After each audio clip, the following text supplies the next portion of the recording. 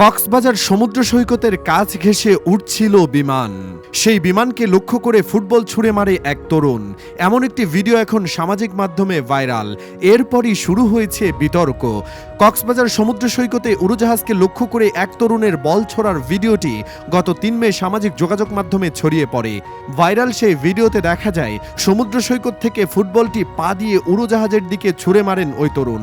ভিডিওটি দেখে মনে হচ্ছিল বলটি উড়োজাহাজের অবস্থান থেকে আরও উপরে ওঠার পর নিচে পড়ে যায়।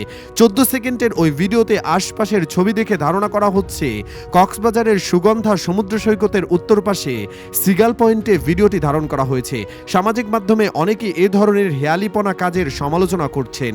এ বিষয়ে কক্সবাজার বিমানবন্দরের ব্যবস্থাপক গোলাম মুর্তজা বলেন, বিমানবন্দর দিয়ে উড্ডয়নের সময় উড়োজাহাজ সাধারণত সমুদ্র সৈকতের 1400 মিটার উপর দিয়ে যায়, আবার অবতরণের সময় 1000 মিটার পর্যন্ত উঁচুতে থাকে।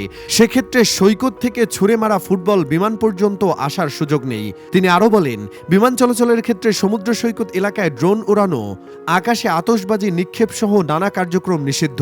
উড়ন্ত বিমান লক্ষ্য করে ফুটবল ছুঁড়ে মারা সহ কোনো কিছু নিক্ষেপ করার বিষয়ে মানুষকে সতর্ক হওয়ার অনুরোধ করেন তিনি।